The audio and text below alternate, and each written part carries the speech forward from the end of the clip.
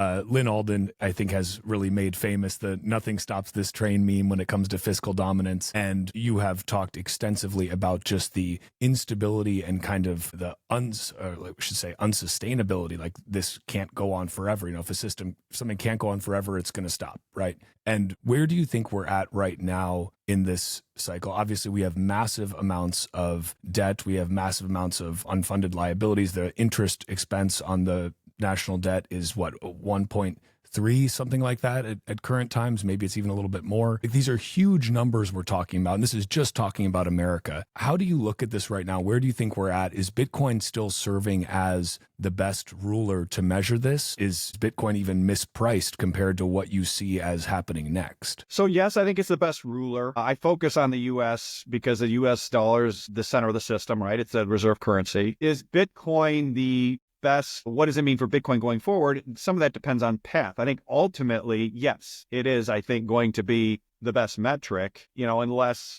yes, is how I would, the path, some of that is path centric. And I agree 100% with Lynn on there's nothing stops this train. The way I've looked at it is that it is it's almost like a pot of water that you're taking on and off the boil. And the water is always hot. And when certain metrics hit, boiling, whistles going off, and that's, great times to own Bitcoin. And when they take the water off the boil any number of ways, then, Bitcoin underperforms, and we've seen those periods of time. I think trading them is increasingly going to be difficult. I'm not sure I would, try to wholesale trade up and down. The thing I've watched has been what we've called true interest expense as a percent of U.S. tax receipts, right? And true interest expense is not just the interest number, which is, $1.3 trillion, $4 trillion, something like that, pro forma on a gross basis. A couple different graybeards in the business highlighted to me, 6-7 years ago. Fiscal problems really only go acute once you have to print the interest. Once you have to print the interest, you're done. And on a gross interest basis, right? So $1 trillion, $3 trillion, $4 is relative to tax receipts of about $5 trillion. It's 28.9% of tax receipts already, which is, the only other time it's been anywhere near that was in the mid-'80s, shortly before the Plaza Accord, where the U.S. dollar was significantly devalued.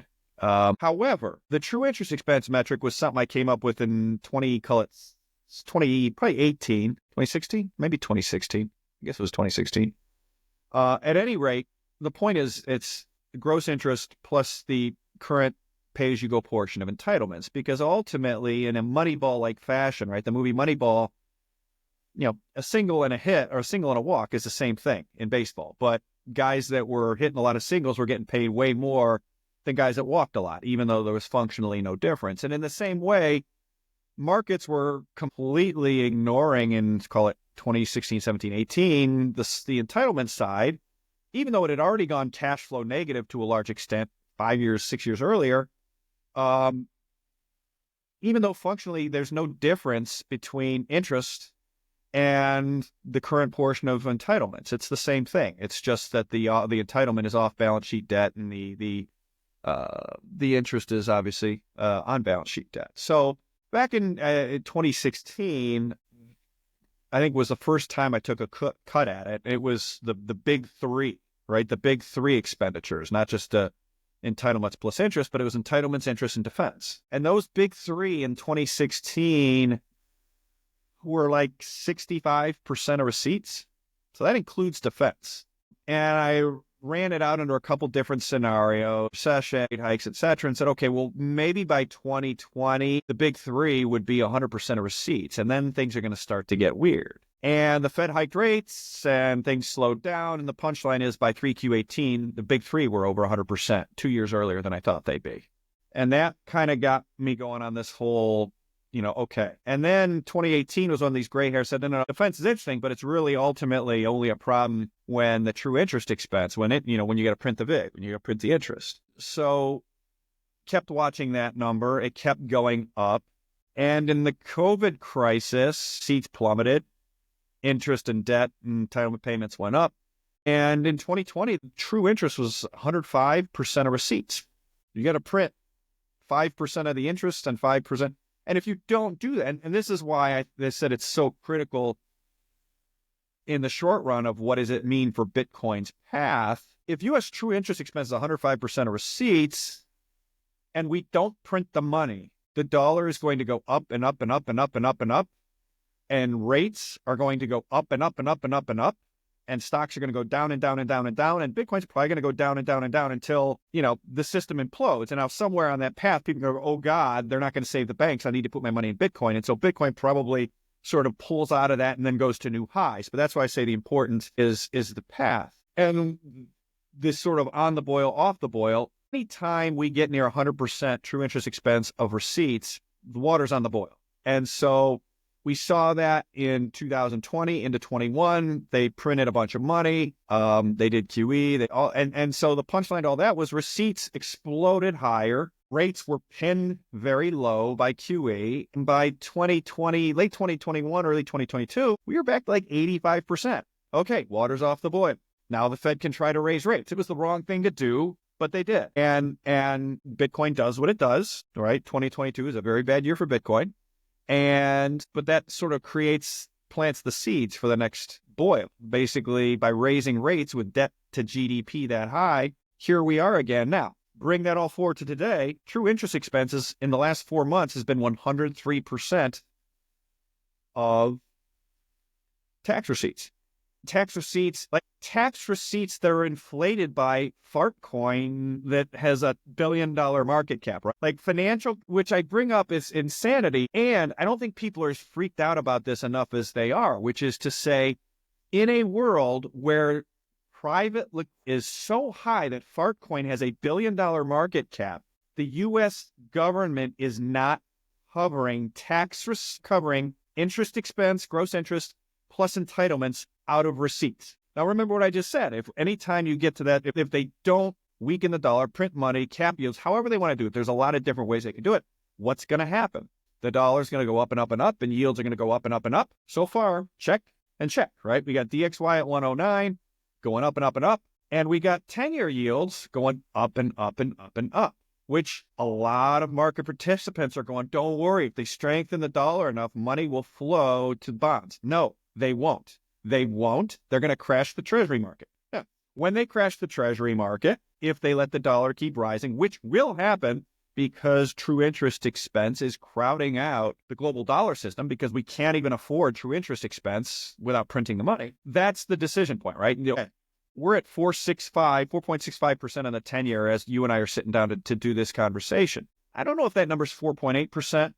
I don't know if that number's 5%. It's probably not much beyond 5% on the 10-year. They will crash stocks. They will probably start to weigh on Bitcoin. But are they going to let the treasury market fail? Are they going to let treasury auctions fail? Which is what will start to happen. And in my opinion, there is zero chance of that.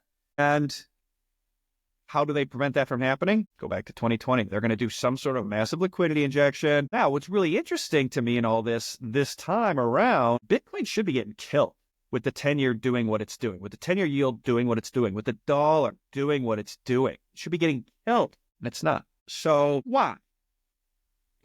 I think there's some element where people have said, well, Bitcoin's just a beta play on NASDAQ. And the chart says that's true so far. My working hypothesis has been there's going to come a day where Bitcoin's going to separate from the NASDAQ, where the NASDAQ's going to go down and Bitcoin's going to not go down and then go up. Is it this iteration of this fiscal crisis that is now on the boil again because we're 103% of interest expense or receipts?